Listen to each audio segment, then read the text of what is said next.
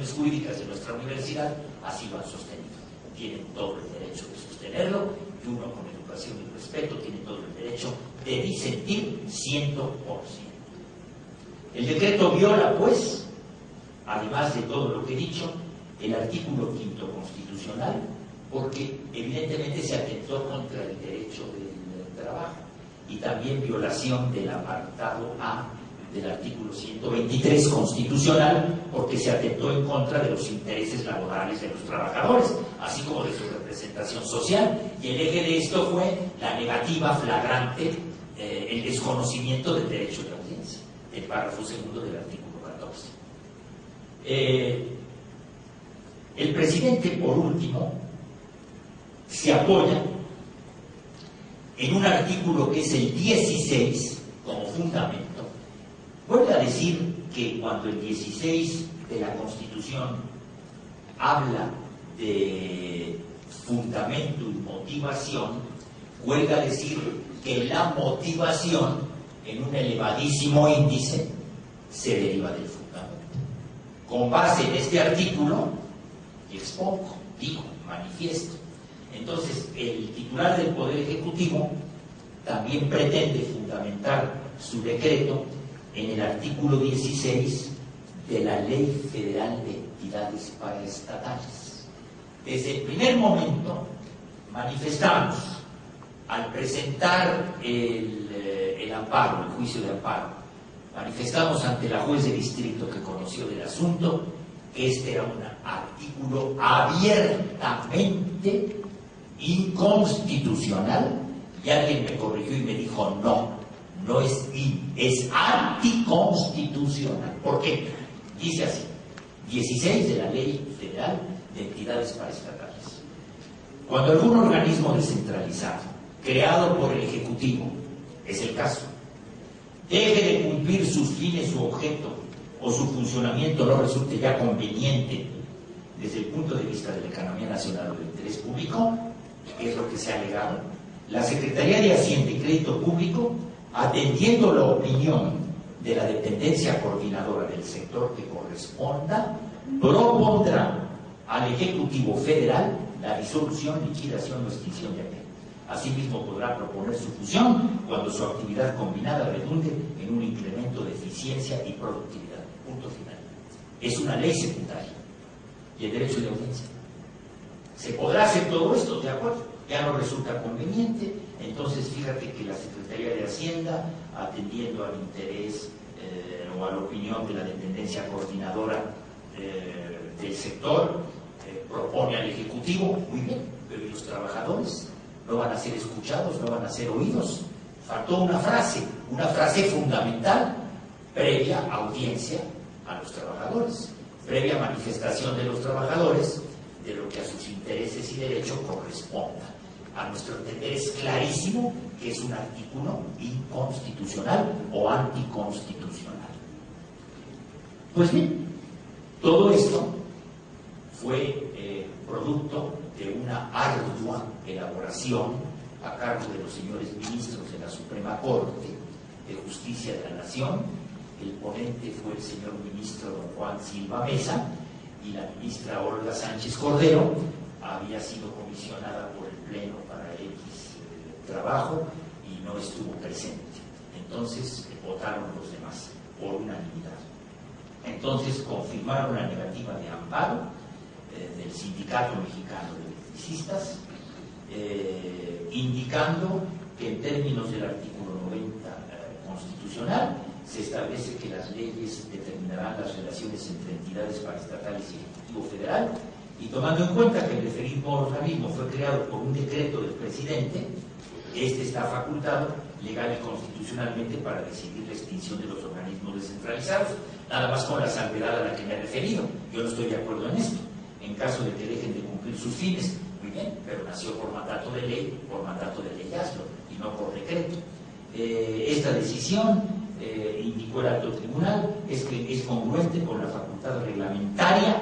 Me parece una barbaridad, con el debido respeto, que en la modalidad de ejecutar las leyes le otorga la fracción primera del artículo 89 constitucional. Por ello se concluye que no existe invasión de esferas, dado que el Ejecutivo Ejecutivo actúa en uso de las atribuciones que expresamente le otorga la Ley Federal de Entidades Paraestatales, que también me he permitido cuestionar desde mi punto de vista. Yo estoy convencido plenamente de la validez de mis argumentos. Pues sí, cada abogado lo está de lo que defiende, si es honesto.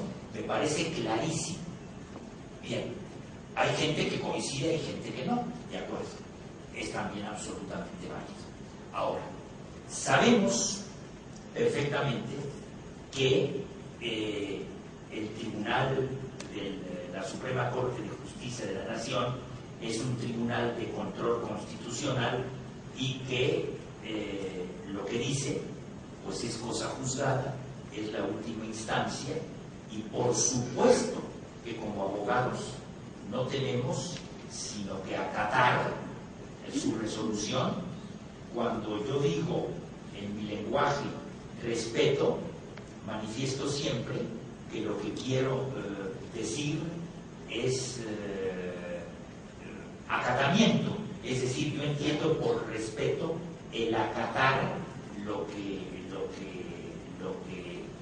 la Corte manifiesta. No puedo de ninguna manera insubordinarme, empleemos este término que creo que maneja en alguna traducción Carneluti, insubordinarme procesalmente, ¿no? Acato, estoy de acuerdo, admito y bueno, me resigno a lo que está diciendo la Suprema Corte de Justicia. Pero esto no impide que yo busque como abogado, porque el abogado tiene la obligación de luchar incansablemente por la verdad jurídica que él cree que es. Ya ven ustedes que los mandamientos de Couture leemos, lucha por la justicia, pero cuando encuentres en pugna el derecho y la justicia, lucha por el derecho, pero cuando encuentres en pugna el derecho y la justicia, lucha por la justicia. Alguien ha dicho, aquí se plantea un gran problema de filosofía del derecho. Totalmente de acuerdo. El derecho va de acuerdo con la justicia o no va de acuerdo con la justicia, puede haber derecho injusto, etcétera, etcétera. Pero el hecho es que no nos podemos resignar en cierto sentido, en otro sí. No puedo interponer un recurso porque ya no existe ante el más alto Tribunal de Control Constitucional de la República. No está en mis posibilidades ni en mis facultades de abogado y ya lo sabemos perfectamente bien. Entonces, acato. A esto le llamo respeto procesal. Pero si yo estoy convencido, acatando la resolución de los ministros, porque entre comillas no queda otra, ¿verdad? Si yo estoy convencido de que vulneraron la Constitución, ¿qué hago? ¿Qué debo hacer? ¿Qué puedo hacer? Yo creo que no es nada del otro mundo lo que les voy a decir. Busco en el texto constitucional título 4 de las responsabilidades de los servidores públicos. Evidentemente, conforme al artículo 110 de la Constitución, pueden ser sujetos de juicio político los ministros de la Corte. Cuando alguna vez nos atrevimos a decir que no solo debería, sino que era también sujeto de juicio político el presidente de la República, se nos tildó atinadamente de intérpretes exagerados, esas son las palabras que se emplearon, del texto constitucional. Yo creo que no, porque si un presidente municipal, si un síndico de ayuntamiento, si un magistrado local puede ser sujeto de juicio político, ¿cómo no lo va a poder ser? No, pues es que no está en el 110. Bueno, ¿cómo no lo va a ser el presidente de la República, que jurídicamente y políticamente tiene una mayor jerarquía? De acuerdo, no está en el artículo 110 considerado como sujeto, pero la pregunta esencial es la siguiente. Esto quiso la Constitución, esta es la ratio legis. Entonces yo he recurrido a la interpretación teleológica y he dicho es absolutamente imposible que la Constitución haya querido que todos estos servidores públicos sean responsables, salvo el número uno. Es decir, es que no tiene razón, no tiene sentido. De cualquier manera reconozco que es una interpretación, pero yo la he defendido. Ahora, en tratándose de los ministros, no interpreto. El 110 dice, podrán ser sujetos de juicio político los senadores y diputados al Congreso de la Unión, los ministros de la Suprema Corte, etc. Entonces pueden ser sujetos de juicio político. Todo lo que yo he manifestado, desde mi punto de vista del que estoy convencido, encaja en lo siguiente. Artículo 109, fracción primera.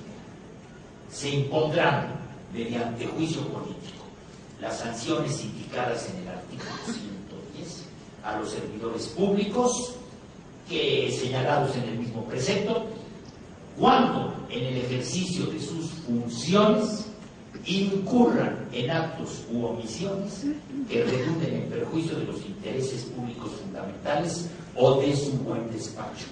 Y a mi entender, todo lo que he dicho que hicieron los ministros implica actos y omisiones mediante los cuales han perjudicado los intereses públicos fundamentales y su buen despacho, lo que también se traduce como violar la Constitución, porque ¿cuáles son los intereses públicos fundamentales? Pues los que se hallan insertos en el cuerpo constitucional. En tal virtud, considero, porque yo me niego a decir 2 más 2 igual, bueno, igual a qué, no, hay que ser prudentes, no, 2 más 2 igual a qué, pues igual a 4. Si han hecho esto, son acreedores a qué, a juicio político. Yo sé que suena terrible. Oye, ¿tú quieres litigar de esta forma? No quiero litigar, porque lo que la Corte ha hecho, ya hecho es cosa juzgada, pero cuestión aparte. Oye, juzgaste muy mal, me estás faltando al respeto. No te estoy faltando al respeto. En última instancia me estás faltando todo al respeto a mí, como defensor del derecho, y a mis clientes, y al pueblo, etcétera, etcétera. O sea, que estoy recurriendo a un mecanismo que yo no invento. Entonces, yo soy partidario de que se presente, y se lo he aconsejado a mi cliente, y ustedes saben que en los términos del 109 hay una denuncia ciudadana, es de acción pública, cualquiera puede presentar la denuncia de juicio político. Entonces, que se presente. Pero no soy tan soberbio como para decir, son responsables. No, presento la denuncia. ¿Ante quién? Bueno, pues ante la Cámara de Diputados, y la Cámara de Diputados procederá a la acusación respectiva ante la de senadores previa